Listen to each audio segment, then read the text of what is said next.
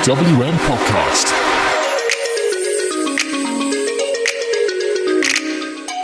Just would like to let you know that Indie Wrestling Show is brought to you in association with the Babyface app, available on the Google Store and the Apple Store. Now, what is the Babyface app? Well, if you're a British wrestling fan, it is the only thing that matters. Want to check out what the latest shows are in your area? The Babyface app can do that. Want to check out the win-loss record for your favourite wrestler at the moment? The Babyface app can do that. Do you want to bring back the glory that was the Origin Banter Edition?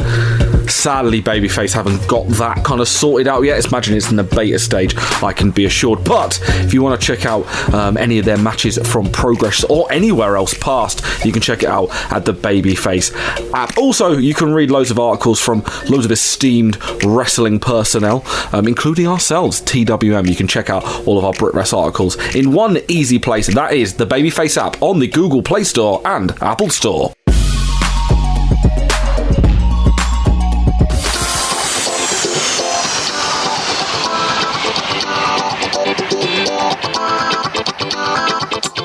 Hello, I am Matty Deller, and welcome to the Indie Wrestling Show, bringing you the world of graps that is at your very doorstep, covering all things from the UK, USA, and around the world. If you're in the market for a fantastic app and you're a fan of British wrestling, then go check out our friends, the Babyface app, available on Apple and the Google Play Store. Also, if you're on twm.news and you're listening to the podcast in browser, just scroll down, click on the little Babyface logo, and you can go and download the app from there. We're talking matches, we're talking results, we're talking events, we're talking wrestler bios and win-loss records. It's all there on the Babyface app. Go get it now.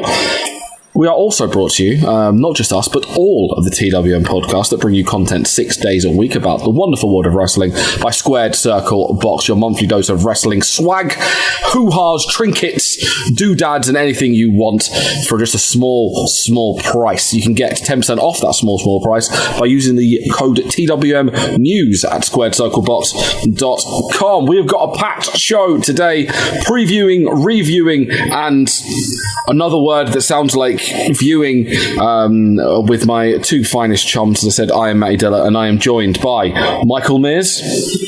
Hello. He's so excited, he's choked on his excitement. I choked on, the only word I could think of that would rhyme with viewing and reviewing was pooing. So we're going to be pooing wrestling, so maybe we're going to discuss the Ring of Honor have a show this week. Way! And alongside both of us, it's my friend and yours, Mr. Kylington James. The physical embodiment of exhaustion has arrived.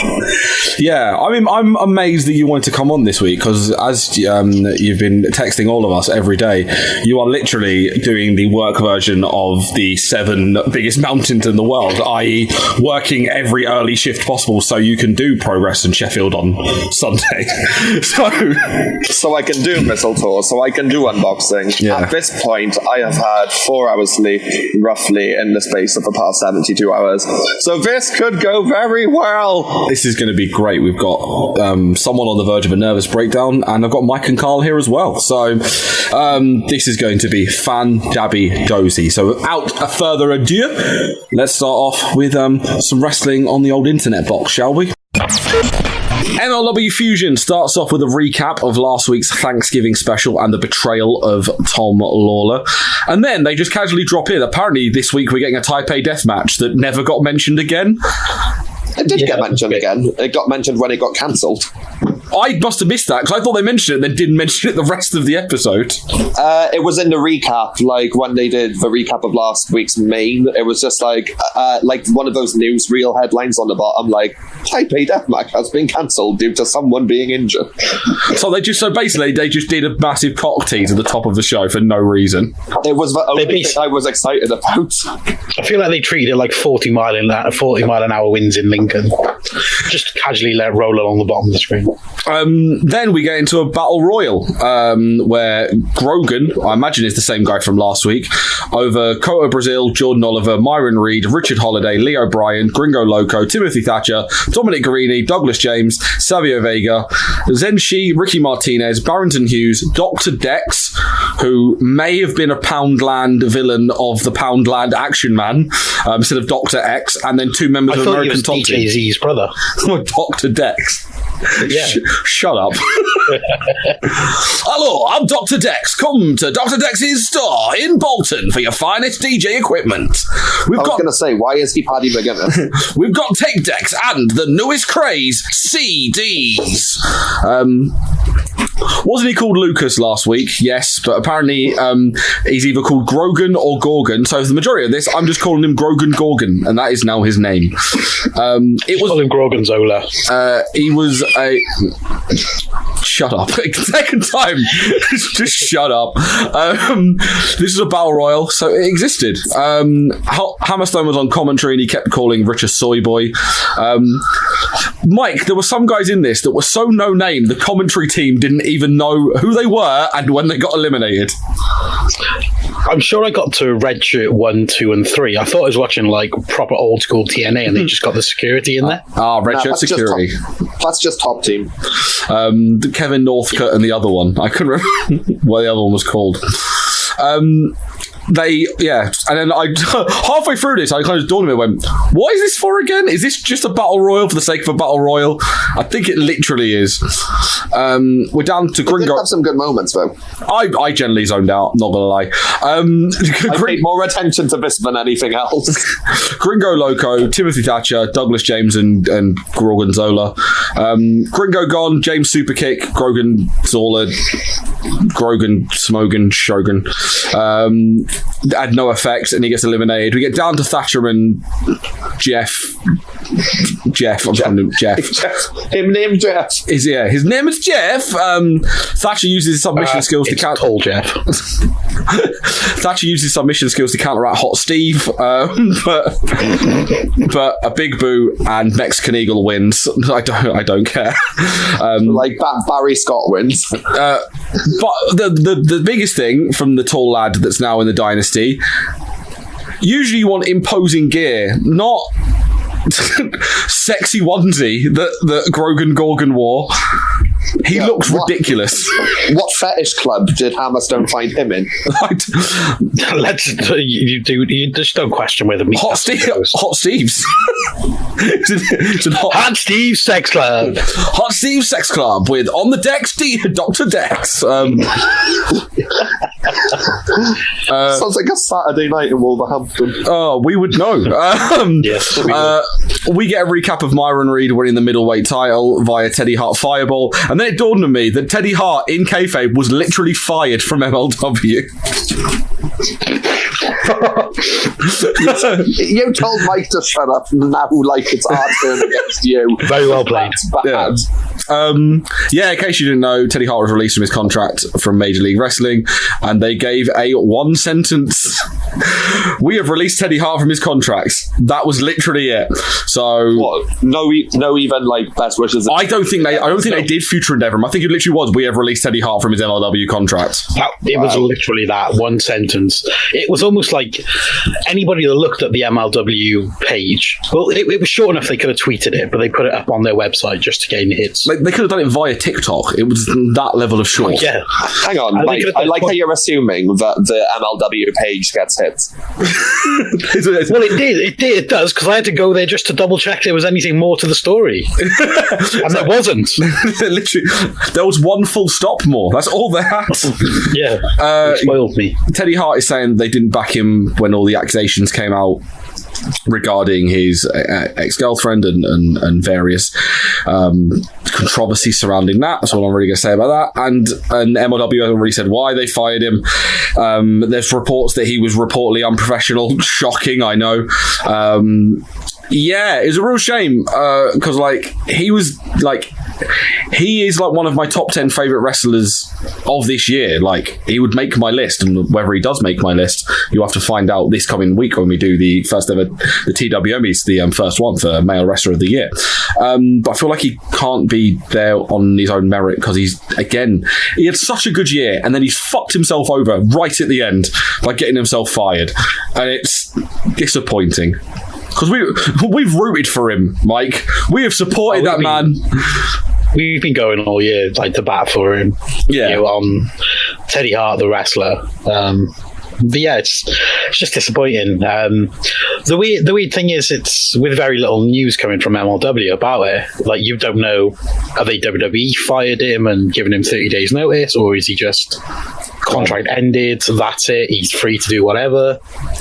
I'm waiting for the next GCW show when he turns up. That's the long and short of it at the moment. I'm not saying. Well, it's pure coincidence, realistically, but his girlfriend's Maria Manic, and they're both going to be at the Ring of Honor show on Friday. If Teddy Hart managed to get himself back into Ring of Honor, generally it might be all is forgiven. Until there's some sort of alleged charges claimed if Teddy Hart ends up managing after what happened. If that man can get himself back into Ring of Honor, that would be the biggest full circle career story, and I would root him until bad things may get confirmed, but we'll have to see. Would that make you two the only people who would watch Ring of Honor alongside Nathan? No. But basically, genuinely, they'd have to bring in Punk Joe and James Gibson and have all three of them just beat down Joe Hendry for an hour for me to watch that show, and the Beer City Bruiser and Brian Malones and Brian Malones, because they all fucking suck. Tom Lawler cut an interview via satellite, and Lawler said it was his war against Contra, and he brought in the Von Erichs, but they made it all about them, and it should be all about Lawler. And then AJ just didn't listen to a word he said, because he went, "Are you loyal to Contra? Did you not hear him last week tell them literally to Samael's face to fuck off?" It's not like he said hail Contra, he said fuck Contra. Yeah. It doesn't mean in a sexual manner. Yeah, he's not, I'm going to fuck Contra. It was literally fuck Contra, as in please leave the area, Contra.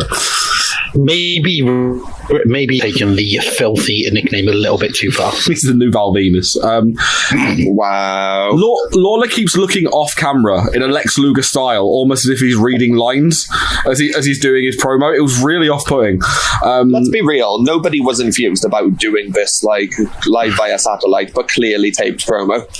He says he can do what he wants because none of them are his real dad, and he says everyone to focus on him and ask how much pain you're willing to feel. For some reason, Tom Lawler's promos are shit, but they're endearingly shit. I don't know why. We kind of want him to be shit. Yeah, that's the whole point. I want him to be. Want them to be shit. We get a retro. I just feel like with like some of his promos, it's like 6 out of 10. See me after class. Yeah, it's like you can put effort in, you're choosing not to. We get a retro on the Opera Cup, which was quite cool, and then we get a swamp fight between Savio Vega and Leo Bryan for reasons. This happened earlier this week. Do you reckon?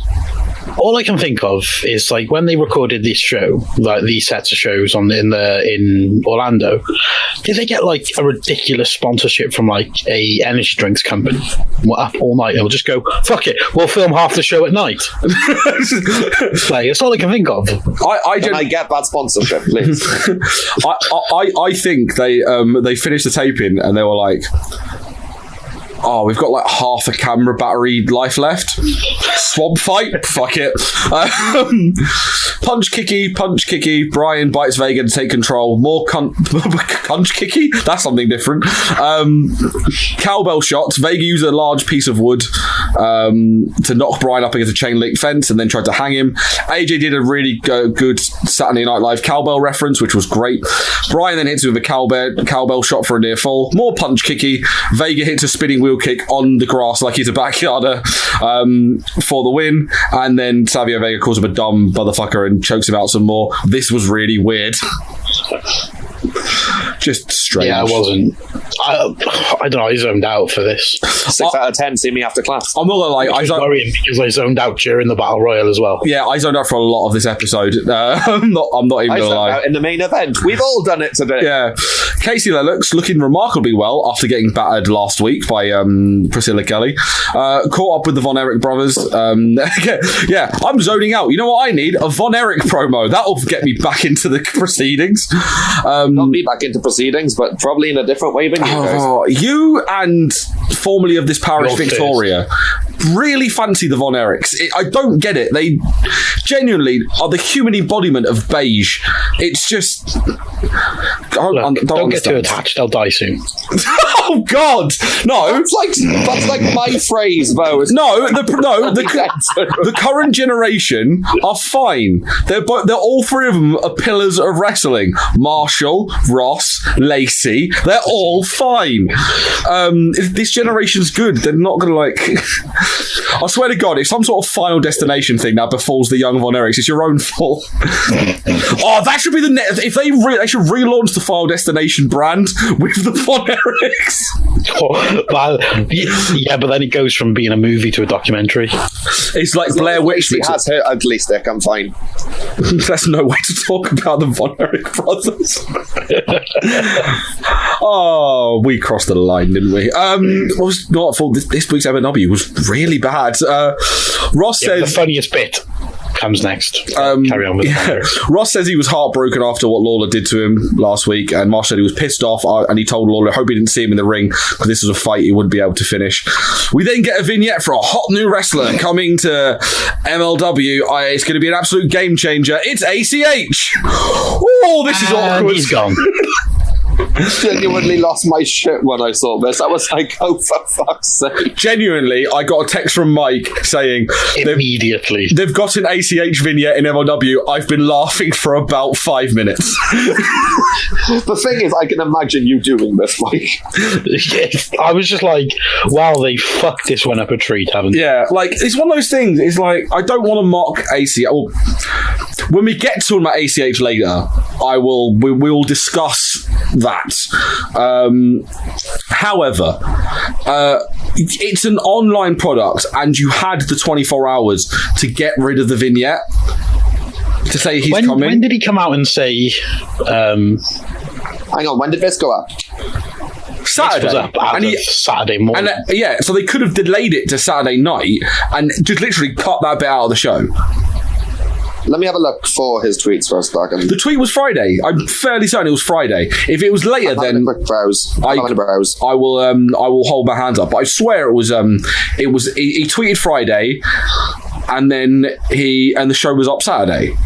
But it's whenever the 7th was, which would have been 4 days ago. So that would have been Saturday. Okay, then maybe it was shit timing. But still, you could have it up, take it down, and put it to, because they're going to build it up, and then it's going to be he had one match, and they're going to put a voiceover saying ACH has sadly left the company after this match, and it's just. ACH died on his way back to his own planet. It's just, that would be fun if they did the full Poochie thing of just ACH. When he does the super pose. Super! He's like, I have to go now. My planet needs me. Amazing. ACH quit wrestling on the way back to his home planet. Again, half don't want to mock because he's going through some shit, clearly, but we'll talk about it later. Then we get to the main event, where I completely zoned out as Davey Boy Smith and Brian Pillman Jr. defeated Contra Unit. The only thing that got my attention in this match was Davey Boy Smith's black eye. The only thing that got my attention was Brian Pillman's new hair. Aesthetically, I thought you were going to say his new pants. Oh yeah, those two. But that's because reasons. Wang is the reason. It's the word. No, Jimmy Wang Yang isn't employed there. No, it'd be the party bus outside. Fair point. Never forget. Why not the Venga bus? Well, it pretty much is. Jimmy Wang Yang owns a party bus company in, I think, is it Georgia? I think it's Georgia.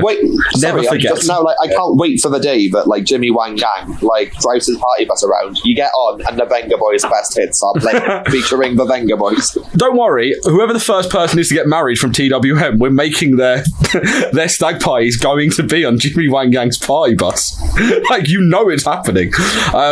This match was okay. I did zone out for this as well. Pillman had a nice escape from Kwon when he fainted in, nip up with a kick as well.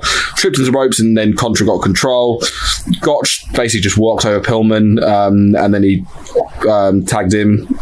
David Boy Smith, they ran wild.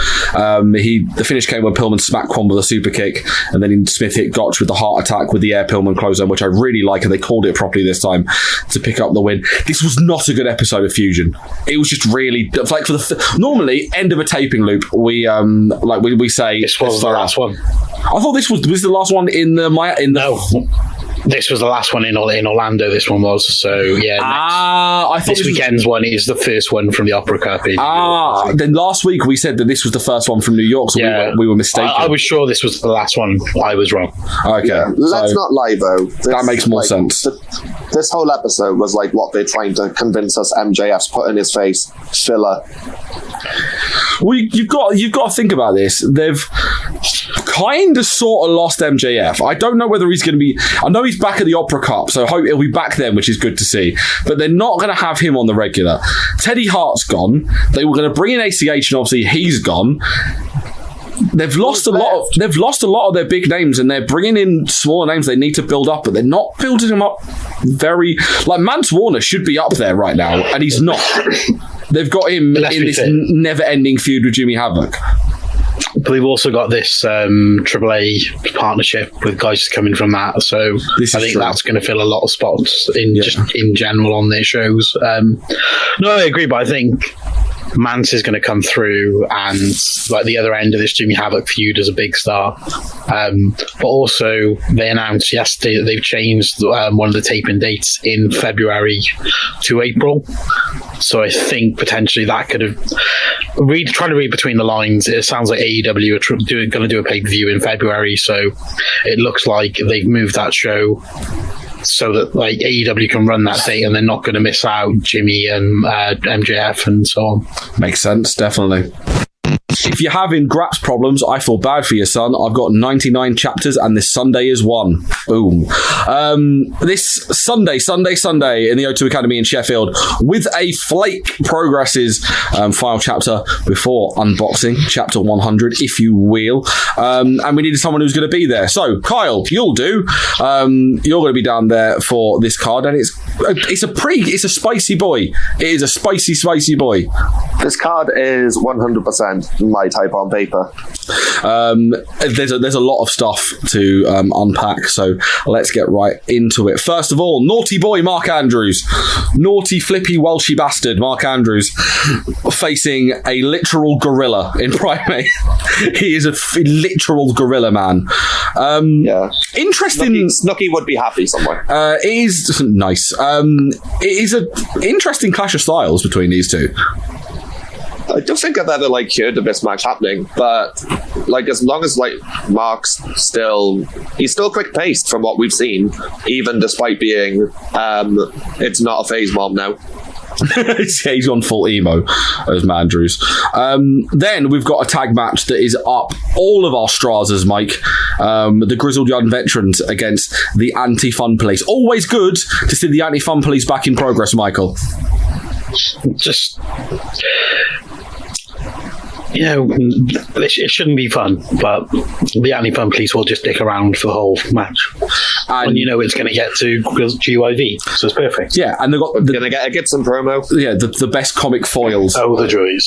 Are we going to get a sing-along? As long as it's not a song. Oh, no. Well, let's have a song. Harmonica, please. Yeah. JD needs something to do. He's not allowed the bin anymore. Zach got rid of that. Zach keeps getting rid of his Kinder eggs. Instead. Yeah, give him a harmonica. Give him something to do. I do want a moment in time where we have James Strait with the harmonica, and then William Eva with the what's it called? What's the thing called that he has? Accordion. Accordion, that's it. Accordion, just them two, just dueling. We know instruments. Dueling. Could we have a musical battle? A battle of the bands. Dueling. There's your first match. For unboxing. No, it's a tag match, though. Mark comes in, and then he's like, here we go, here's your shitty band. They break up again immediately. I was going to say, is there anyone else musical in progress besides Banders? Who else is musically based in... Oh, Roy. Roy Johnson. Oh yeah, Is it Adam Ralph? The Shakespearean wrestler? That guy's a thespian. Same thing. It doesn't matter. Everyone's welcome. I hate you. Oh yeah, third time. Shut up. Then we got this one, which is if you're in the market for being hit rather hard in the face, then this one is for you. Cassius Ohno versus Timothy Thatcher. Does exactly what it says on the tin, Carl, to be honest, doesn't it? Genuinely, you see those two names. Need I say more? Just punches. Yeah, I think you can say more because it's those two names, and don't forget Timothy Thatcher did have items stolen out of his car last weekend. Oh yeah, so he's looking for somebody fun to pay. He gonna do the punches in the face. Is when we're going to find out that Cassius Ohno is the one that broke into their car? That would be a good story. They're going to use this for NXT. Evolve. Well, they stole Walter's NXT UK title belt, didn't they? Yeah. Cassius Ohno just like, I'm roaring elbows. Windshield. Did a Goldberg, but actually protected his arm this time. I think there's only one person I can really talk to about this match. 2 out of 3 falls. Cara Noir versus Ilya Dragunov. Kyle, will you... I thought you were going to say Mike. will you be unhappy if the third fall does not end in full, beautiful lovemaking? I genuinely think that if we get a draw for the first 2 falls, so it would be 1-1, we just dim the lights, play Let's Get It On, and let nature take its course. I think they'd be classier than that. It wouldn't be Let's Get It On. It would have to be some sort of like, I don't know, classical jazz maybe? Careless Whisper in the background. There we go. That when you want classy, you think Careless Whisper. That's what the people want. Yeah. Are you telling me the Lovemaking Demon's going to make his Progress debut? He'll be under the ring, furiously masturbating. Yes. Also, does it count as bestiality because it's a swan versus a man?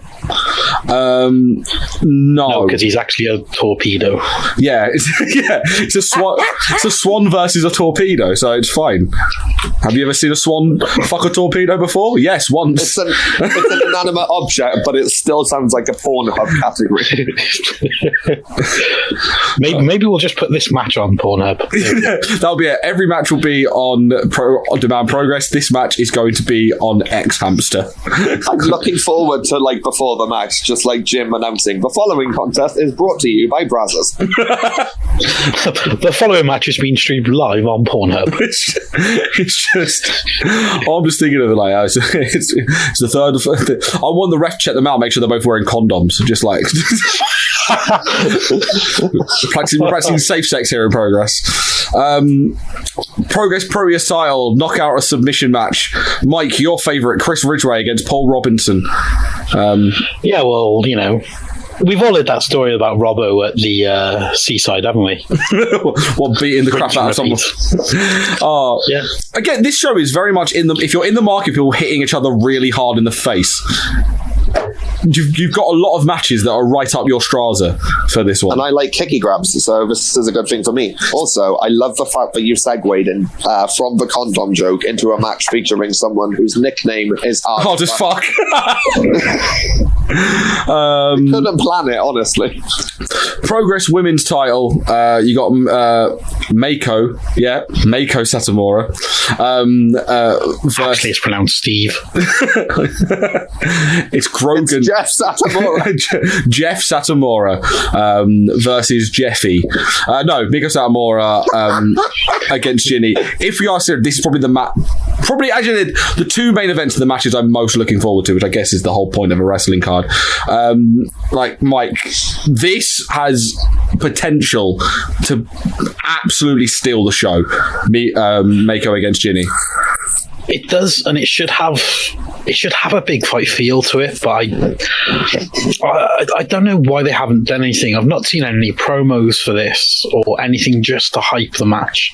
Like I feel like it should have that, because like Ginny's made that comeback into Progress now after we thought we'd seen the last of her back at Super Strong Style, and just I know like Mako is just an enigma of sort of wrestling in general now. So it's just amazing to have her, and every title defense does mean something. But I just feel like it should have there should have been a vignette for it or something, in the same way that they did the like Travis Banks and TK Cooper ones for the last track. Yeah, the thing is, I think the big issue with this is as well is this was meant to be built up on, as in Ginny was meant to have beaten Toni Storm, I imagine, in quite impressive fashion leading to the match against Mako.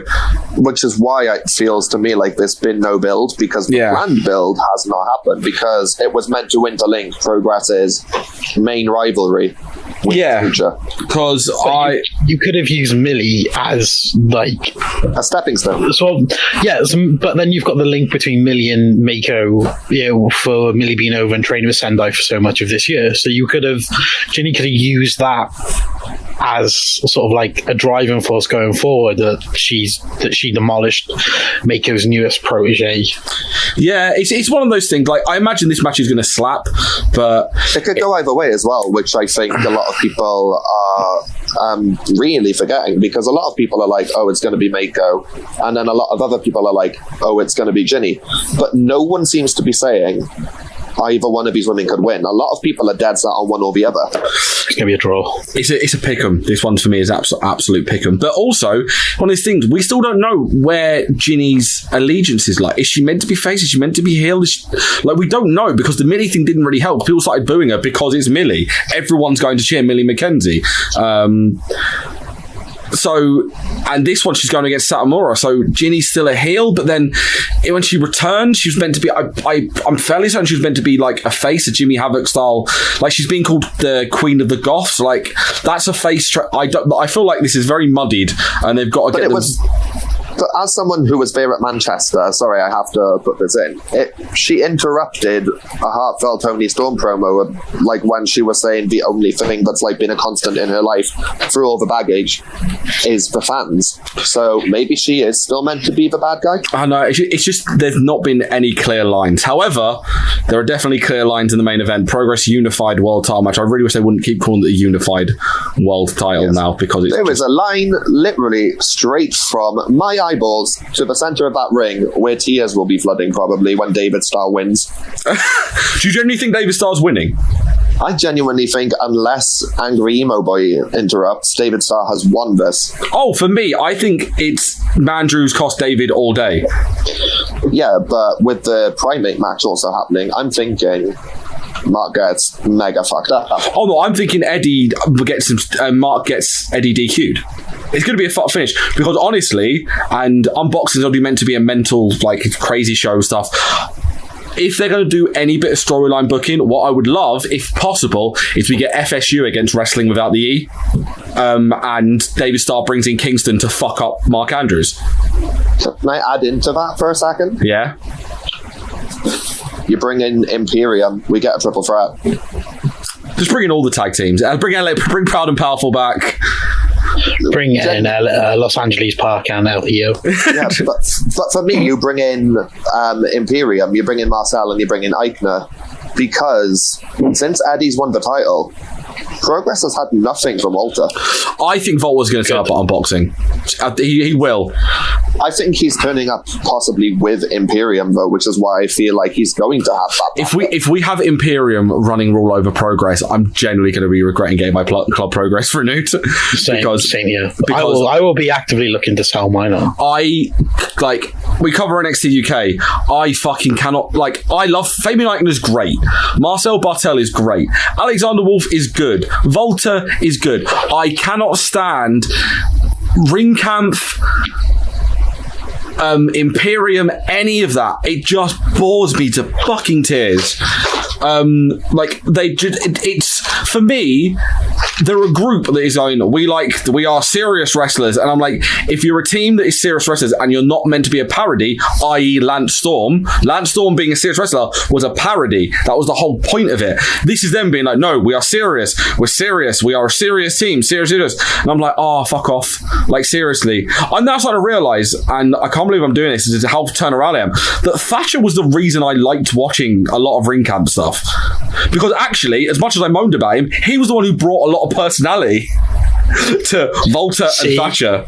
No, I'm putting my hands up. I love Thatcher now. Personality. Because I always used to say, with his old Axel Dieter was like the MVP of ring camp. Which is why I want Marcel back in progress. All day. Feed my own ego. All day, every day. But everyone was like, Volta. And I'm like, yeah, Volta's a good attraction. I don't think Volta's good as a main event guy, personally. And that could get me a lot of hate. Similar to me thinking WXW shit. Volta's gonna just drop that in now and again. Walter for me was what I had with the Daniel Bryan and Becky Lynch rises when they won the WWE title and both women's titles at their respective manias. The rise was great. The finish was awesome. The continuation died down.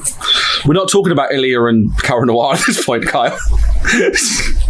Really? Because there's someone who's linked quite closely to ring camp from there. I was just talking about the rise and the coming up, in all fairness. Yeah, I think this has got Eddie DQ written all over it. I don't want Volta near that Progress World title for the longest periodically time. He was good when he was a dominant guy underneath and he was challenging the shitty champion. And when eventually became the dominant champion and then became the dominant heel, I don't care, because the only matches I want to see with Volta is against people that are going to be actively kicking the shit out of him. Not in like a negative way, I want to see Volta get beaten up. I mean, as in I want to see Volta have a challenge rather than just him lumbering around the ring. And a lot of times he does lumber. Like, he needs a good opponent. He can't... Again, I'm going to be smashing Volta left and right here. Volta can't carry a match. He needs a good opponent. He can't have an opponent less than. And the way you're saying that you're going to smash Walter left and right makes me think this match is now going to be on Pornhub. It's all going to be on Pornhub. But anyway, I could rage on about Volta and Imperium or whatever. We're talking about Eddie Dace and David Starr. Eddie's the right champion. David's the right opponent. I don't think this is the time for David Starr. I still am putting money that we get the 2P on Super Strong Style. I think David Starr's winning Super Strong Style again next year, and we build up towards David Starr beating Eddie at whatever big show they have next year. I still think there's not going to be a big show next year. No, there's not been announced one yet. They've said there's not going to be one. Well, whatever show they base, like, they'll have like a massive chapter. It makes sense for them to go back to not having the big, like, that big show in September, because they can then make all the other chapters like that. You can't miss them because you don't know what's going to happen. Yeah, because a lot of stuff is always geared to that big show. Whereas if you don't build into destinations. Yeah, but like if you don't have that, then you have to pay attention to every stop on the ride. And also, it puts a lot more prominence back on Super Strong Style, because then that is now the big show, big shows of the year, which is fair enough. Like, also, I'm honestly, with Jim going, Matt coming in, I do think we are going to see a completely different progress come Chapter 101. Well, yeah, we're going to get Dave the Clown for Super Strong Style. Dave the Clown. We'll be. We've got a preview coming out tomorrow from Day, so please check that out. We'll have a review out next week. We'll be talking about the show next week with Kyle, discussing all things Progress Chapter 99. Should be a good show. Be around for once. Yay! So it should be an interesting one, definitely for sure.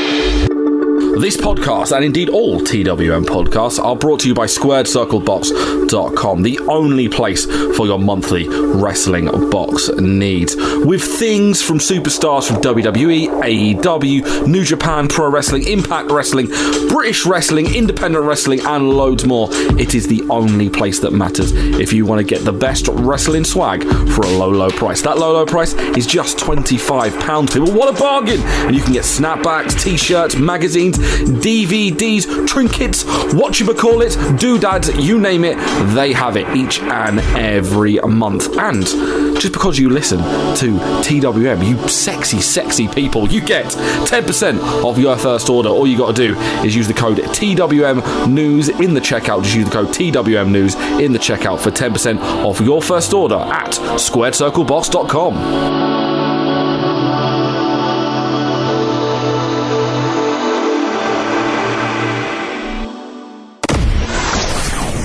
World Tag League concluded this past weekend, and the picture for Wrestlekingdom 14 is all that more clearer. We did get a return we kind of expected, in the form of Jon Moxley. He returns to New Japan, appearing at the finals of the World Tag League. He challenged Lance Archer to a US title match in a Texas death match, which is different. Well, the interesting thing is, Texas death matches aren't a thing in Japan, and in America there are a number of different versions. So as it stands, we don't actually know what version they're actually going to have. Yes, because I'm intrigued on what they're going to do. I'm hoping. Remember they had the ladder match between Omega and Elgin. They did the funny comedy how-to guide on how a ladder match works. We can only hope that we get Rocky Romero and Will Ospreay talking about it. Hey guys, we got Dragon Lee. Sex pig. Ryu Lee. Oh no, wait. Dragon Lee made an appearance on World Tag League Finals, dropping in to inform everyone of his new name, that he's now called Ryu. Steve Lee. Jeff Lee. Keith Lee. No, that doesn't work. My new name is Keith Lee. Wait, no. No, that is my real name. Dragon was my assumed name. Yeah. And what's Keith Lee's real name? That's right, Dragon Lee. He's called himself Ryu Lee, which is Japanese for dragon. Yeah. They're very bad shit, you fool. But in a very smart way. Indeed. Ryu Lee sounds cooler than Dragon Lee, I'm just saying. Yeah, it does. Plus there's the video game link as well, which I think will just kind of pop people a bit. Hopefully they do a deal where maybe you can get a Dragon Lee styled Ryu in whatever game, Street Fighter. That would be cool. Lee challenged Liger, but then Liger's a greedy bastard. He's like, I also want to fight Hiromu Takahashi. I thought we were getting a three-way, we're getting a tag match with some random bloke. Yeah, well, actually, in terms of that, so I've actually been filled in with the story. So when Hiromu was on excursion in CMLL, the big feud that he had was with Dragon Lee. Yes. But when Liger was in CMLL, Naoki Sano, who is going to be his tag partner for this match and is on the opposite side of the 8-man tag on night one of Wrestlekingdom, was his version of Dragon Lee to Hiromu. Ah, that's so really it's cool. Like past and present that have linked together. That's really cool. Like, it would have been an amazing match as a three-way, and it's kind of lost its shine a bit for it not being, it not being that match, but. It's still like the story is really, really important from it as well. I do like that's a really cool story, and we're getting the two matches over Wrestle Kingdom. They said they're having the retirement ceremony. I still think, do you reckon we're going to get like the 50 wrestlers 1 minute match? A new one. Well, that's going to be on Dash anyway. So I've seen like they're going to do that on New Year's Dash, aren't they? They normally keep that quite short. Like Dash is like a 2.5 hour show. They don't tend to do. It's 2 days. It's 2 days. Dash isn't 2 days. No, Dash isn't 2 days. Dash is 2 days. No, it's not. Dash is 1 day. They've moved into Ryogoku. It's 1 day. I swear I saw it saying it was 2 days. It's definitely not. I've seen, because the last show is the 6th, which is Dash, and then they move on to Fantastic Mania. Okay, then I've got muddled up with the 5th and 6th. Can't they just have the interview? The interval being, you know, the thing in from is it IGF where Inoki just slaps all the people. just have Liger shoteing people. Or just shoteing Cheeseburger over and over and over. I'm like, I would like, I hope, like, it's a shame that I wish Cheeseburger hopefully Cheeseburger's going to be over there for the... Yeah, you'd hope so. I'm hoping there's a Rumble. I really hope there's because we do love the New Japan Rumble. So So yeah, we do like it, and I don't know, the matches on the card. The cards haven't impressed me as much as they have the past couple of years. It feels really weird. It's stacked, but I feel like it's stacked in a different way. Whereas it's stacked in regards to story rather than stacked in regard. It's stacked rather in regards to a company-wide story, because this is basically like almost the big chapter ender for the new generation. Like they're going to start a new chapter at New Year's Dash, or maybe even a new book at New Year's Dash post Wrestlekingdom, and this is like the big crescendo to all the years of New Japan's expansion, because now they're going towards New Japan in America. So like this is now like book 2 of the international expansion. So it's not exactly a start. Like it is still stacked. They've got a ridiculous show on, but it's not a massive star-studded affair in regards of match quality. If that makes sense, it's more of a big celebration rather than. I'm trying to. You know what I mean, but I can't really get the words out. I'm not too sure how you can say that when Day 2 currently doesn't have Will Ospreay on the card. Rumble. That's ridiculous, right? Robbie Eagles, who is one of their best-selling merch guys, isn't on either day of these shows. Rumble. Rocky Romero's not on. Rumble. It's just there's something missing from like these cards. I can't quite place what it is, but it just feels like a little bit flat. Like the Day 1 has got, we've gone on to talk about the cards before we finish talking about this, but like Day 1 has got the 10-man tags, and it's just like brilliant. That's 10 minutes I can close my eyes again for. It's one of those. There's not going to be anything exciting. You know what this would have been, and it's really, really funny. It would have been an insane one-day Wrestlekingdom. Yeah, but they've spread it out. They've spread it out to do the 2-day thing to make them stand out from basically to not make it WrestleMania, and they may have spread themselves a little bit thin, maybe. But yeah, we could get 2 6-hour shows. Possibly, we don't know. But we'll get to the card in a second, because there's bits I want to talk about. Hallelujah, Sonata and Evil, or God, none of them won World Tag League. Celebrate good times, come on. You could have gone with changes, because at least there was a change in the winners of this, and what will be the Wrestlekingdom matter as well. Finjuice won.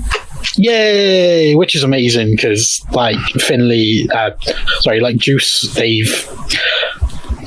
I feel like they've given him something back now for sort of moving to Japan and committing to a a long-term contract with them. And like Finley coming back, like he's looked amazing since he's returned. Yeah, that elbow dislocation was like horrible, to the point of he only did it because he didn't want to go and wrestle in Ring of Honor anymore. So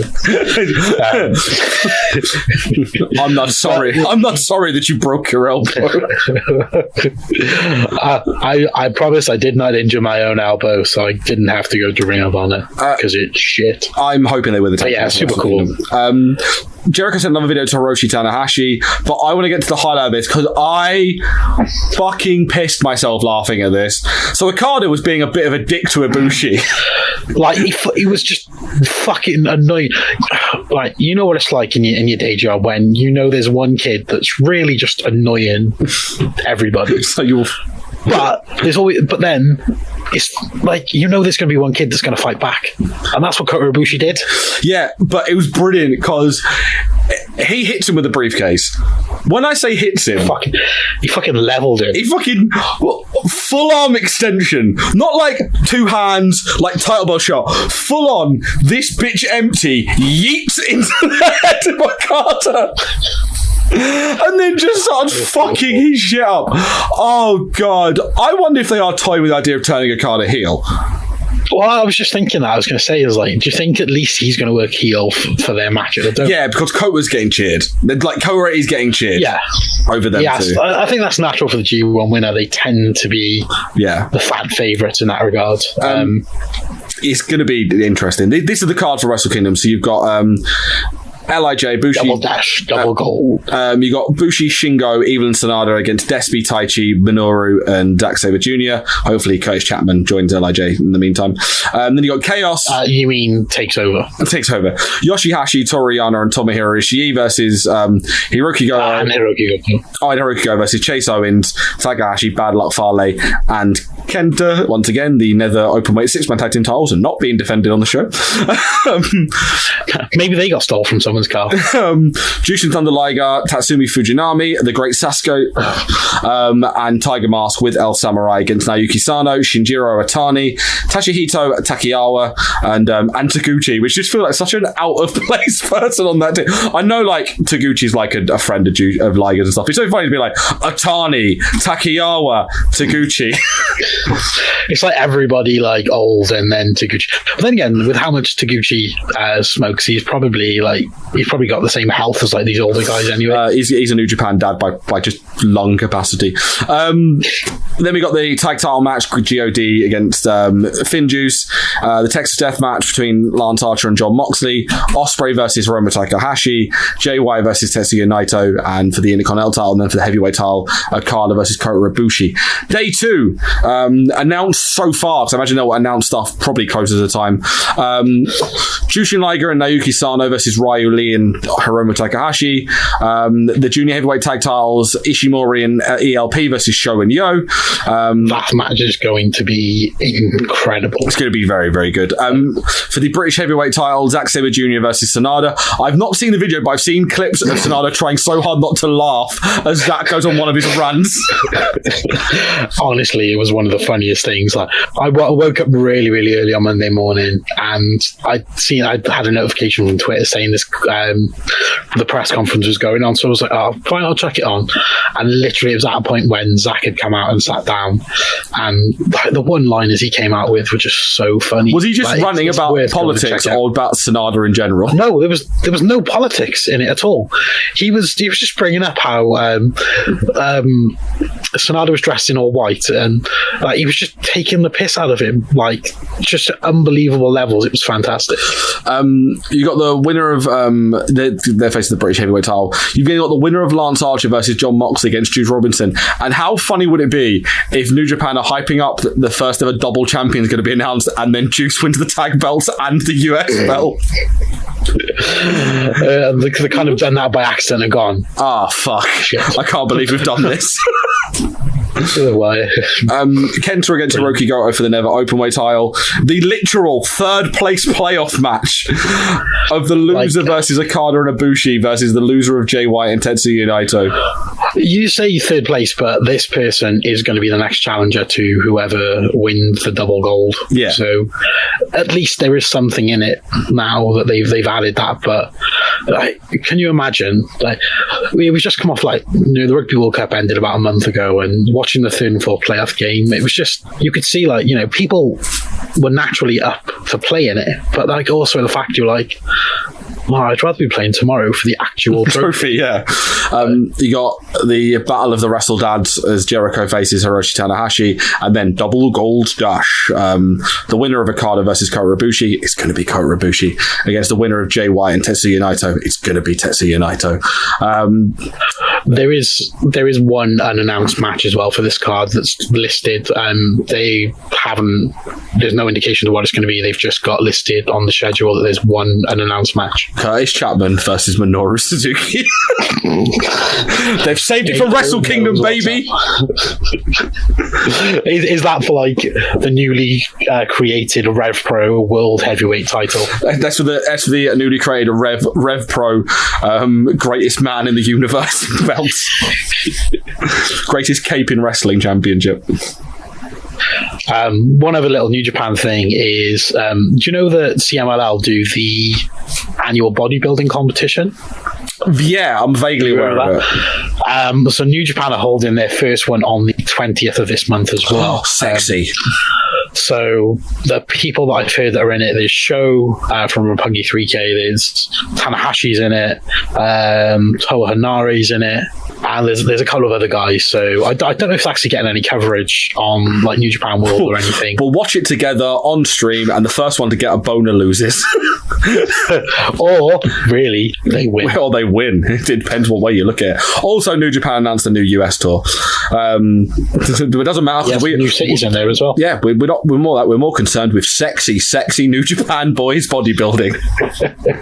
Sexy. I'm falling. You could hear the dulcet tones of Mike Mears there as we are going to cover you better believe I'm keeping that in. NWA Into The Fire. Coming this Saturday. Check it out on fight.tv. We'll be checking it out. It should be an interesting card. You've got Alison Kay and Ashley Vox versus Marty Bell, Melina, and or Thunder Rosa. Obviously, this one's been based around Alison Kay being the women's champion, and then Marty Bell turning on her, and Thunder Rosa attacking her, and then Melina being their manager / teammate / whatever. And Ashley Vox just being there. I still think the partner for them is going to be Ashley Vox. It's going to be like 4-on-1, and then they debut someone to help Alison Kay.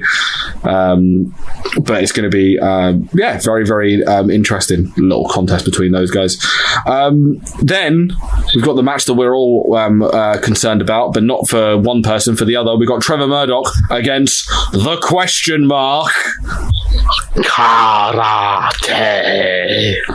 It's amazing how over the question mark has got in the space of 4 weeks.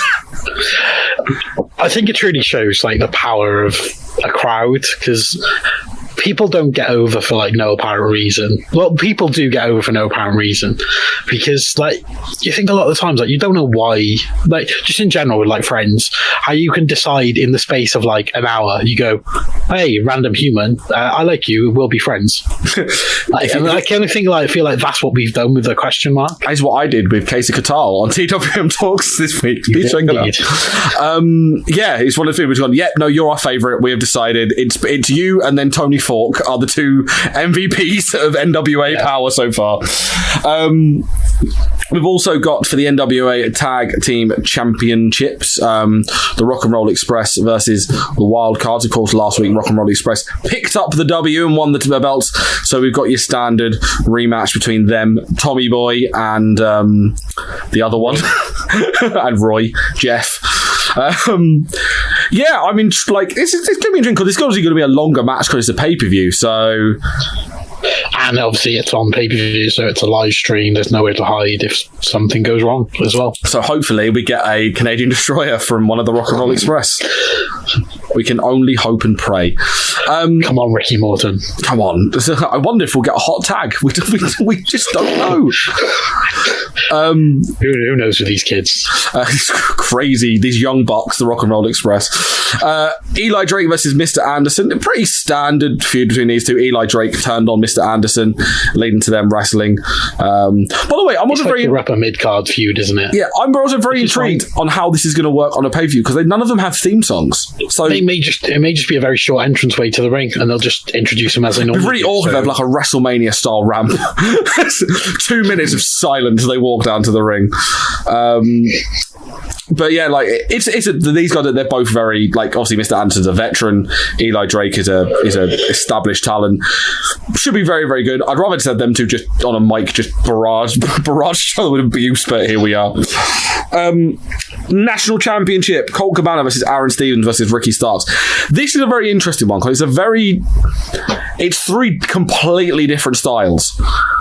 So you've got that's very true. You've got the catch wrestling style of Colt Cabana. You've got kind of almost the WWE theatric style of Aaron Stevens, and you've got the high flying junior heavyweight style of Ricky Starks. And as we said before, styles make fights, and these are three very different styles that could either meld or clash depending on your opinion.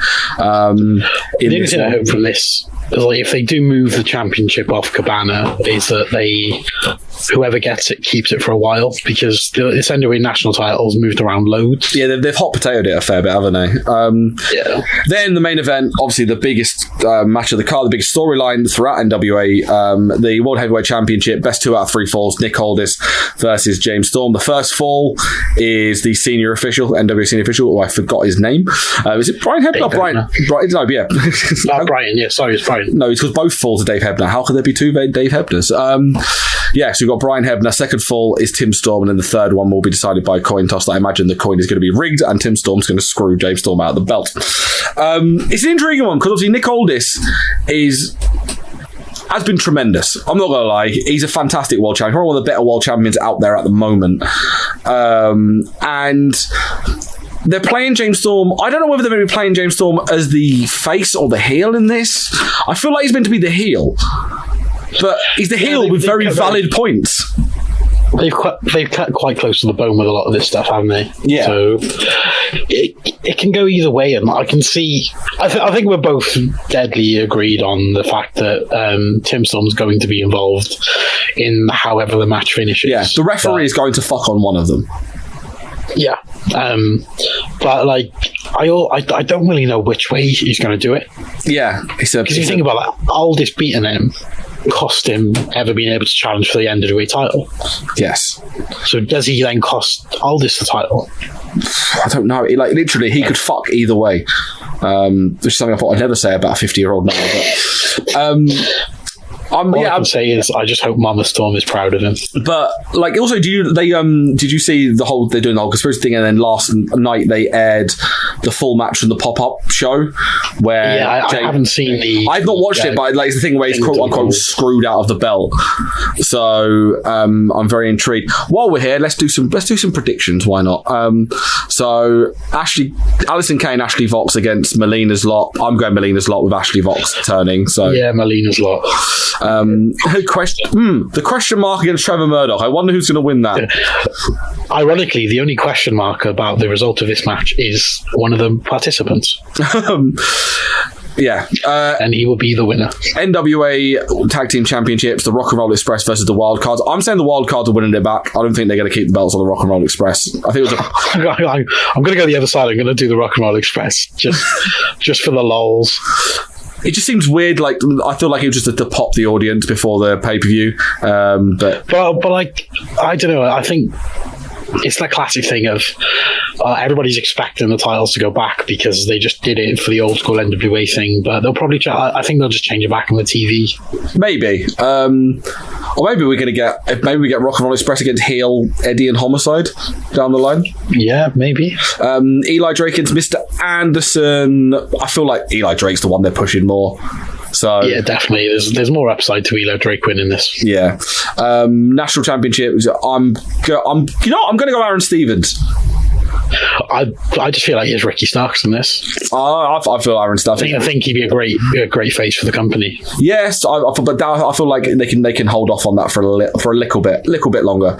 And then Nick Aldis versus James Storm. I'm going all this. Yeah, I've got to go all this. Like, I just don't see James Storm as the guy they would want to put front and center over all this. Unless Nick Aldis has been up all night because video games are too hard. They are, and he's going retro. Anyway, gather your finest tire irons and your waffles, sit down and watch a bit of NWA Into the Fire this weekend on Fight TV. I have heard that the Kayfabe cocktail and Tony Fox waffles will be available to buy at the venue. I feel like we'll be available to buy on Fight TV. We can only hope. We can order them. It's like they're opening a Just Eat brand just for that evening. I've only got one final thing to say about this show. Yeah. I kind of wanted to say earlier, in the vein of that young boy at the 1992 SummerSlam, the question mark's going to win whether he wants to or not. Also, we didn't mention that obviously this is Stu Bennett's debut show as commentary as well. It is, yeah. And he's going to talk whether he wants to or not. And it's going to be bizarre.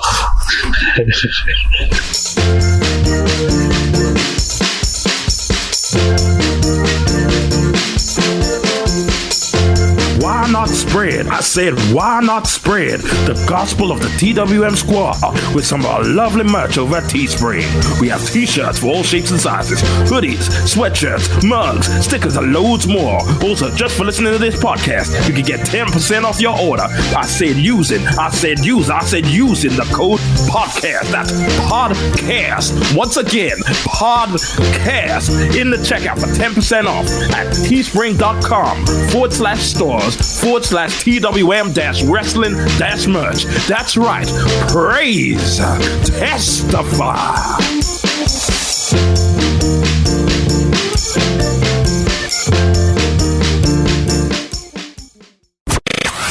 We mentioned about it earlier, so we're going to talk about now the interesting case of ACH. He appeared on the MLW Opera Cup tapings, but then announced that he is cancelling all of his booking and quitting professional wrestling on Twitter following a tirade where he said, "I hate pro wrestling, I hate you shitty fans that think you know it all. More importantly, I hate the snakes in this industry. None of y'all would never say anything about me to me. All of y'all can go screw yourselves. I'm cancelling my shows and I'm quitting pro wrestling. Chasing my dream was great, but you self-entitled pricks ruin everything. I'm out." MLW got a statement from gave a statement to PW Insider regarding his status, saying, "We respect ACH's decision and just want him to be happy."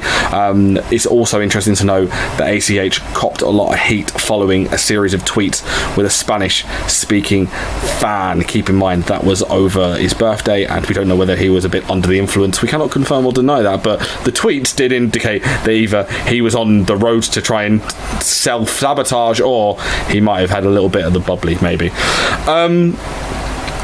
Mike, this is a difficult one because we've been standing by the former Jordan Miles ACH from day dot, but this just seems like absolute self-sabotage at this point. Yeah, I think we stood by the situation, first of all. Yeah. That sort of came about. Not necessarily by his side, but his side of that situation. And I think that's in general, in the way that with everything with like Teddy Hart, like we stood on the side of his wrestling ability, not his side. Yeah, as a sort of like an overarching thing. We promote the wrestler, not the person. Yeah, and that's always just one of those things that I think people kind of seem to forget, like as a whole on this front. You don't know what's happened, like to the fullest. Was this something that actually happened backstage at MLW that like we'll never know about? Was there something that somebody said to him there that was relating to another show that somebody had been on or whatever? Like, lots of those things we don't know. The only thing that really annoyed me is I think it was yesterday he put some tweets out about how like the internet was the worst thing that ever happened to wrestling, and then that caused people's opinions to matter when they shouldn't. But like, I personally don't agree with that, because if that's the rule, then my opinion on a wrestler doesn't matter. So that also in time doesn't mean I should pay money to go and watch a wrestler. The funny thing is, I kind of just feel like cut out of everything. And if my opinion doesn't matter, I should just blindly go and do something because somebody says I should. The funny thing is with this, for someone that proper was against the WWE machine and everything that was standing for, his response from yesterday was quite a WWE lined response of the fan, you don't like what you like what we tell you to like. And he's saying the whole internet get told, made sure everyone had an opinion, and unfortunately that is the case. I will say though, Kyle, if you ever check the lower third of ACH's Twitter feed, he's just copying shit from everyone, saying that he shouldn't have complained in WWE, he should have just got on with it, he was lucky to be there. So like, it's one of those things of, it's hard to ignore the comments, but with this one it seems like with ACH the comments have really, really got to him. Well, I'm 23, and social media has basically been on the rise through, my childhood going into teenage and to the now. And looking at it where we are in 2019, everyone and their dog sometimes literally has a social media account. And you're going to get those comments on it no matter what. You're going to get judged no matter what you do where you are. And granted, the ACH situation is a complicated one, but he's letting every little thing that's being said just build on. And we're at this point for him where he feels he needs a way out from all of the judgmental stuff. But he's in an industry where you get all of the feed from people judging what you do, what you look like, the way you act, the way you speak, the way you tweet, because he's in that public eye 24/7. And even stepping back now, it's going to be a struggle for him to step out of that, because him saying he's going to leave wrestling as a whole has ironically put more eyes on him and what he does. Yeah, I feel like I think we're going to say the same line MLW said. We just want him to be happy. We want him to be safe. I don't want this to end tragically. But yeah, it's a very tough situation. Let's bring up on a brighter note. Me and Carl went down to Riptide last Friday for Combat Panto. You missed the perfect pun. You could have said on a brighter note. Oh, god damn it. And yeah, I had no willpower. I bought a ticket on Wednesday and decided to go down and get myself. I had tickets from day one. and then get a train back that night, which then got massively delayed, and I didn't get home till 3 a.m. So that was fun. But it was a decent show. It was worth going, no question. We opened up with the Pride of Brighton title match as Cassius defeated Rebel Kinney. It was a pretty good match, Carl. I enjoyed it. We did laugh because I had to quickly pop to the toilet because someone kept buying drinks all the way through the opening start of the show and needed to pee every 30 seconds. So as I was in the toilet, I may have had a lot of Rose cocktails before the start of the show.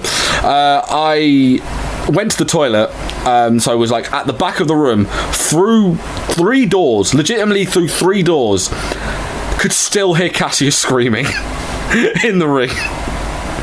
Which my was favourite wrestling memory of 2019 is still at the Pride of Brighton tournament, the day 1, where Cassius made his entrance and screamed so loud that it scared Nathan. It's gold, absolute gold. Yeah, really good. Rebel Kinney, first time we've kind of seen her one-on-one. She's really good. I am intriguement with her, and she's I want to see more. Yeah, it was a very sassy match as well. I did love Rebel grabbing Cassius's hair and being like, "You don't touch my hair," and dropping her on the ring apron. We're learning many lessons watching Cassius wrestle in Riptide. Yeah. You don't touch his hair, you don't mock his eyebrows, and you don't kiss him without his consent, because no means no, bitch. We also had Ashmore, who's basically the one-man Riptide match of the night machine, defeating the OGMO via Hackneys. This was such a good match. It's criminal that Ashmore hasn't got a title match yet. Yeah, he's so, I don't know how he's not. He should be the next in line for the Pride of Brighton, because he's so good. So fucking good. And he's had, match after match after match that's just been out of this world. We then get to Combat Panto. This was a thing. Yeah. Shenanigans is what I'd call it. That's the best way to describe it. Genie Money won this. First of all, he faced Priscilla, Queen of the Ring, who I had no idea who it was, but Kyle filled me in. Yeah, I knew of through TNA British Boot Camp, which seems to be my thing from knowing British wrestlers. Which is a very strange point of reference. I do believe she was part of WAW because she had the Queer World Order shirt on, which is a faction in WAW, I think. So, Money defeated Priscilla with the Ainsley Lariat. Then, this is where Mike perks up, because here comes Curtis Chapman. You didn't even put me.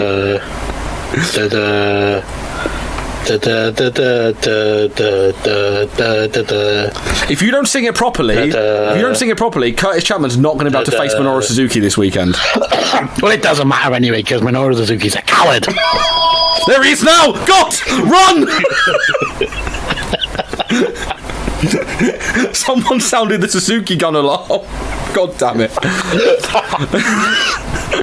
So a pantomime horse came out, which the best part about it is it came out to Old Town Road, which fucking some reason was so funny. I believe that's where all the new horses are listening to these days. But Curtis Chapman was only in the horse. Rob Lice attacked him from behind, but then he got Josh James, who was the ugly sister number 2. So this match turned into a tag match because reasons.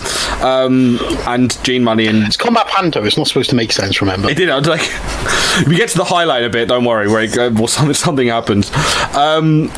Weird shit. Yeah. Then Money defeated Josh Ugly Sister 2 James via pinfall with the Ainsley Lariat. Then I believe we call her Barbara. Who do call her Barbara. And then Money had to face Grinchy McKenzie. Genuinely scarier than the Fiend. Do you know what's disappointing about this though? Gremlins 1 is actually set at Christmas. So she could have been. She could have just been a gremlin. She could have genuinely been a dancing gremlin. What the fuck? Exactly. Only been funny if then Money had poured water over her and about 20 had appeared from the stage. Or if it was a late night show and they'd have fed her after midnight. Genuinely terrifying. Money won the Ainsley Lariat. Then Sugar Dunkerton came out, who was just Sugar Dunkerton. Wasn't a panto, was just Sugar Dunkerton. And proceed. Well, it's Christmas and sugar. Yeah. He had the best theme though. He came out to Little Mix's Bounce Back. Oh yeah, it was tremendous. And then my favourite part is he takes down Gene Money and just screams at the crowd, "What is a combat panto and why will no one tell me?" I don't even think it was the combat part of it. I just don't think Sugar D knows what pantos are. He's just brilliant. He then stopped Gene Money and just started crying in his face going, "What is a panto? Please tell me what a panto is." Gene Money then finally defeated Sugar Dunker and he was like, "It's over. It's over." Gene Money legitimately looked like, you know when Ricky Gervais dresses the genie in Extras? Yeah. He looked like that. I was just impressed, like the genie, the lamp sort of shorts he had on. Yeah, they were impressive. It said "rub me." Yeah, so we just kept chanting "rub his lamp." And then we got a lot of chants going on through that. And then who shouted out that they had a sheaf on the front of the lamp? Was it you? It was me. Yeah. Of course, because when you think of me, you think of Chiefs. Post-match, Money versus Everybody attacked Money, and basically, then Spike Trevay basically did his own version of mean tweets. So he just read out loads of tweets from people that were calling him shit, and every time he read one out, they twatted Gene Money with a nunchuck. This was glorious. Oh, me and Joe were pissing ourselves. You got the people at the back that were legitimately annoyed. People like Chris and all that, and Neff, like legitimately upset. Me and Joe and Kyle are pissing ourselves laughing at how funny this was. Because it's just... No, you just said to me, like, I really hope he calls out Victoria. Yeah, I was waiting going, please call Vic's name, please call Vic's name. So he was just going, Chris, come here. You called me subhuman scum. Paul, get the nunchucks, just twatting Gene Money with nunchucks. I hope they do that every show. It was the best thing ever. They're making people accountable for their actions on social media. Good. So well done. Matty. Yeah? Spike tweeted that it's going to be part of every show. Yes! Good. Get in! I'm getting a season ticket. I'm a big fan of me wrestling public floggings. Send a mean tweet. That's a paddling. I can't wait for the one point where he ends up singling out someone and just hangs them in the middle of the ring. It gets really militant after a while. Early ECW again. No, we just hear it. It's just. I see you called me a twat on Twitter. Death by firing squad. Here we go. Line them up. The best part was he was blaming the people who tweeted. Yeah, it was their fault. It is. Don't be a dick to Spike Trevay.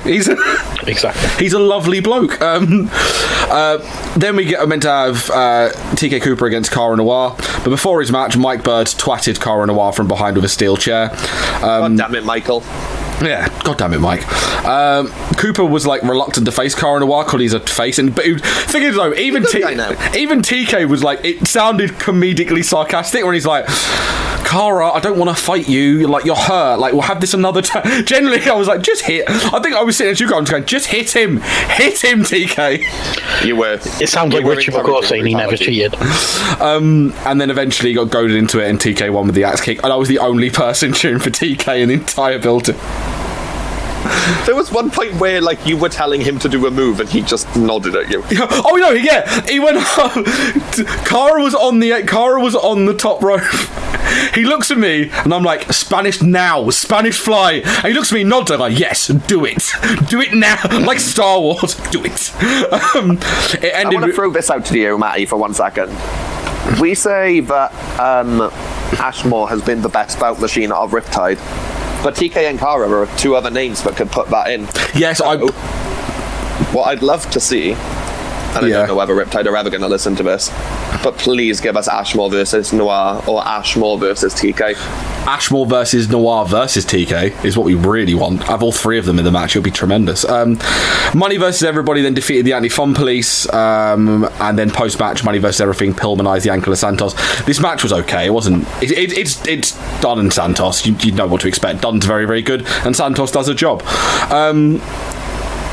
Mike Bird defeated Chuck Mammo via disqualification, and I liked this. This was really good because Mike Bird's battering Mambo, and then someone just keeps ringing the bell, and then eventually it's like ding, and Mike's like, "What the fuck's going on?" And then it stops, and all you hear is like they start ringing the bell to the tune of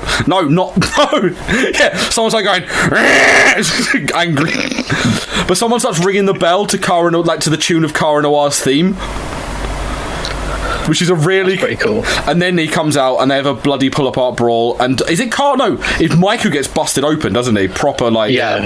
The best part of this as well, though, like, when Mike realises exactly what's going on, he just looks and is like, oh, you little shit. Yeah, so I think it's Teeks on the balcony banging the bell, which is really funny. They bloody pull apart brawls. I can't wait for the match these guys have. We also get the announcement that Rosa Rose this is the last show she'll be doing. However, Spike Trevay was behind her applauding, so I wonder if this is going to be she's going away for a bit, but are they putting this into a storyline?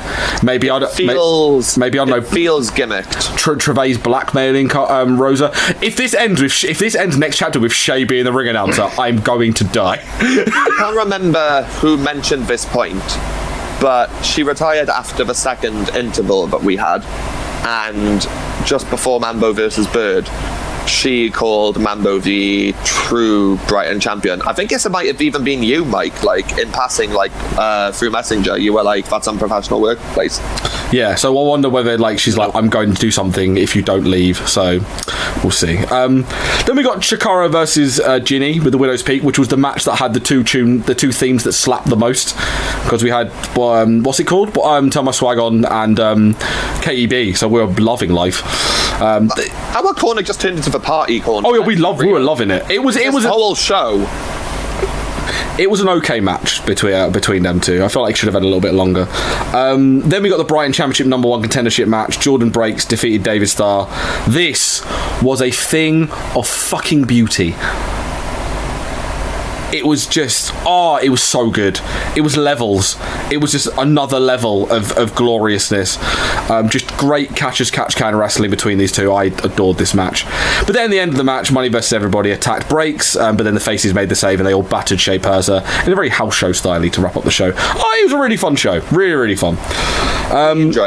We did enjoy. Right, let's quickly run through some other bits because I know we haven't got a long time. AAA at Triple Mania Radio last weekend actually, but it's only really been on TV the last week or so. I know. Have you watched the whole thing, Mike? I haven't seen the main events, which I haven't listed anyway. So no, I've seen what they showed on TV in Mexico. Yeah, so have I. So we've got I saw Lady Maravilla, Cassandro, Demas, and our favourite Dave the Clown. Dave the Clown is the man. Like, he has to be. Like, somebody get him to the UK, please. Yeah. Defeating Big Mummy, Pimpinella, Escalata, Mascarita Dorada, and Dynastia. Dynastia has a banging theme. I can't remember what it is. What did he have? It was a banging tune. It was a Nelly song, wasn't it? No, that was Dragon Lee. Dragon Lee had Shake Your Tail Feather by Nelly. Sorry. I can't remember what it is now. It's really annoying because it was a banging song as well. We did discuss it anyway, didn't we? But he does. He's really good as well. He is very, very good. This is okay. I have no idea what's going on, like all multi-person lucha matches. And then someone cut a promo on... It was Mamba who was in the next match. Yeah, okay. Mamba cut a promo on Pimpinella Escalata, I think. Yeah. Leading to, I think, an Exotico's feud. Because I feel like Mamba's like the only Exotico that's a heel. think. Yes.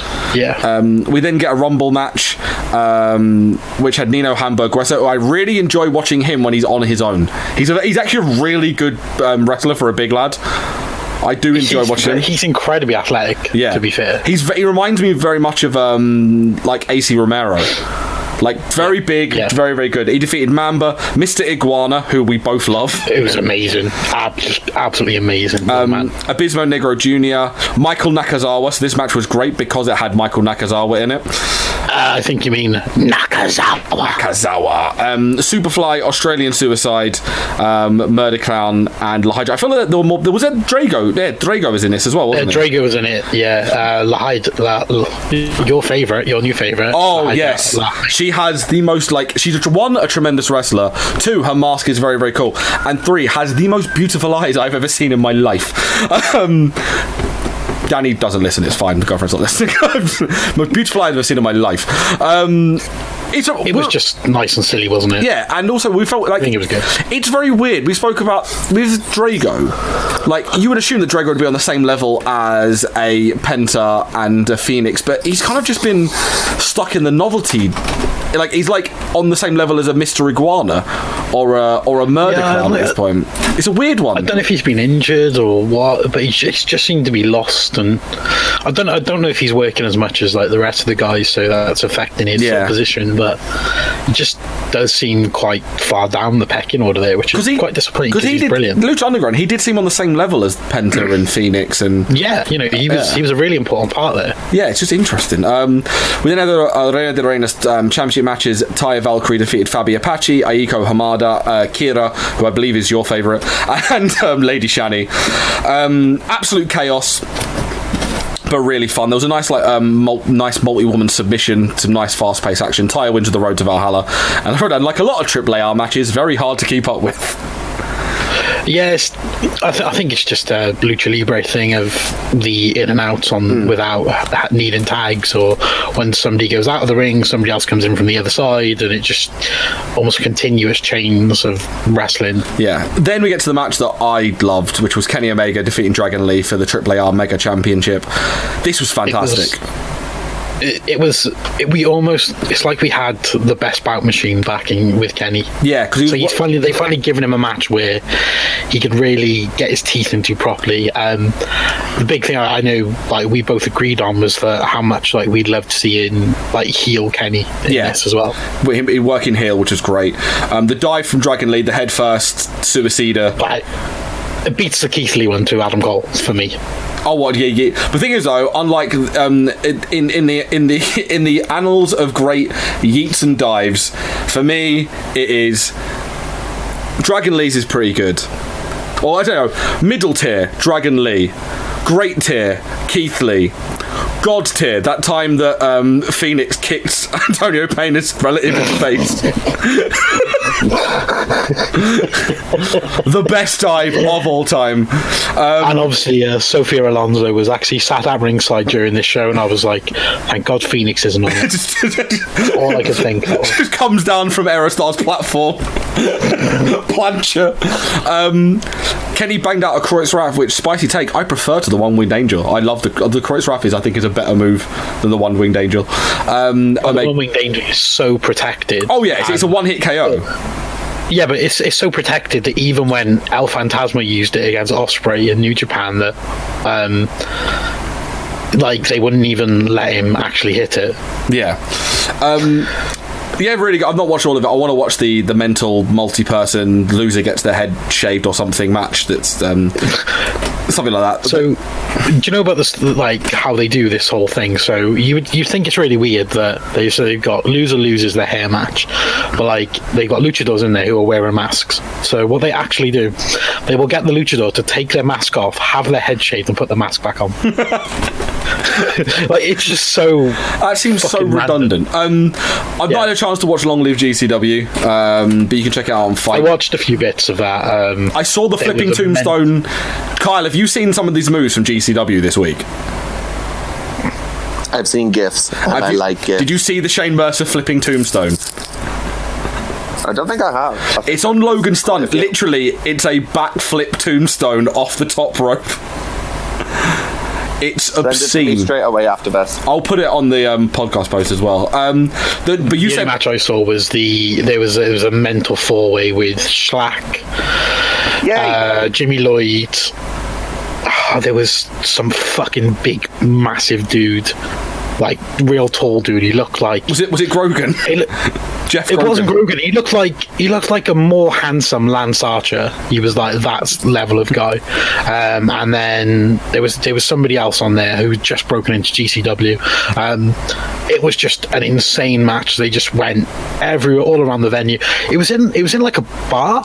No, they did. Like the venue was really cool. They've done one of the shows recently there, which I really liked. One from a few weeks ago, and because they had the entrance ramp is literally the bar.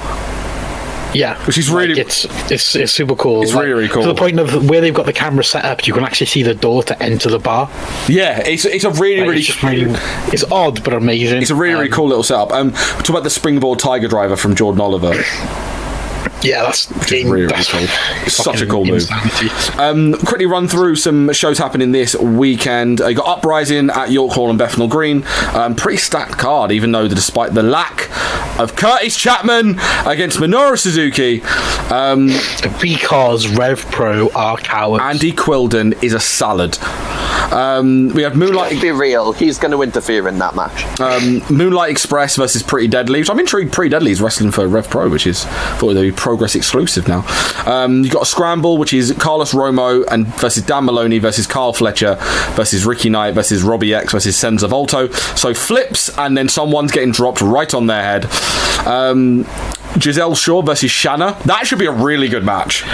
Yeah, they just building on the Giselle Shaw train to go against Zoe Lucas. It would appear they've really they're putting all the weight behind Giselle, which is it's just like because we thought maybe Progress were going to do that, but RevPro have really jumped on that. They really want all the weight behind Giselle Shaw because she's very, very good. Hikuleo against Shooter. The Young Lions collide.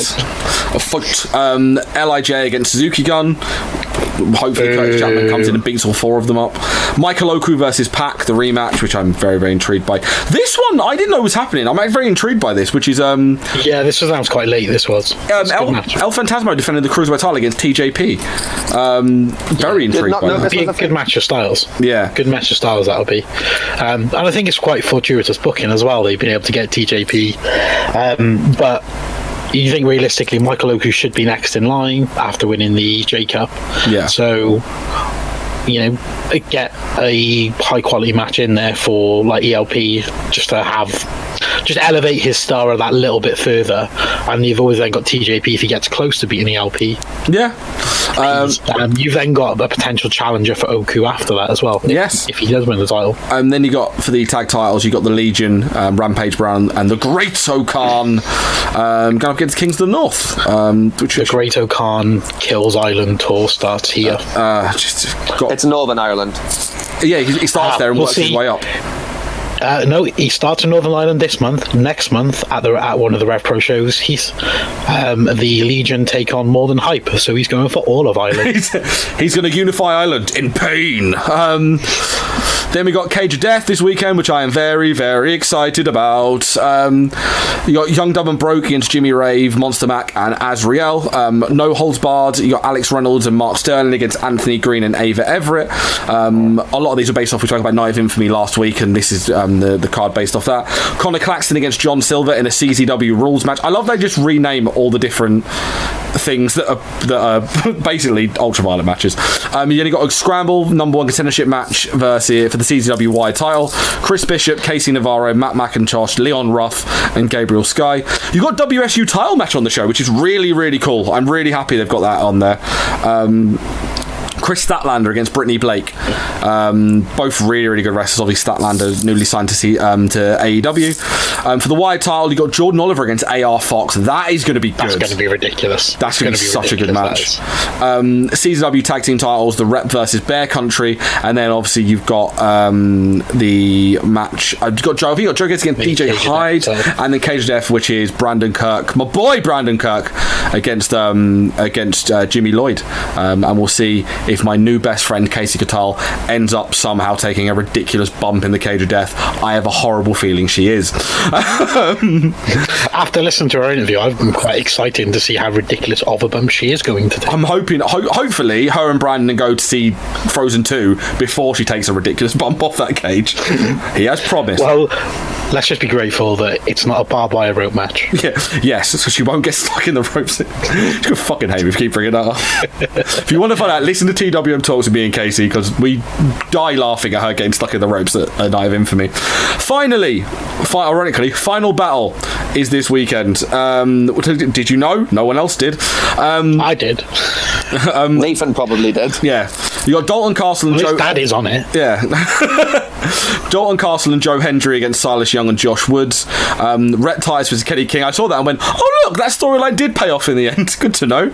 Yeah, they did go somewhere with it. Angelina Love versus Maria Manic. It's not for a title because their champion is not with the company. And it's good to see they actually did re-sign Maria Manic. They did. They remembered. They found the old expired contract. Jeff Cobb versus Dan Maff. You got Villain Enterprises, Marty Scurll and Flip Gordon versus Bandito and Flip. Which what could be Marty's last match for Ring of Honor? We don't know. Could be Bandito's as well, because he hasn't re-signed. Oh, everyone must go. But Flamita has signed for next year, so this match could be leaving. Like for like substitution. Shane Taylor versus Dragon Lee for the Ring of Honor World TV title. Shane Taylor hasn't signed for next year yet either. Matt Taven versus Vincent. That's not Virgil. That's not Soul Train Jones. Sadly. Amazing if it was.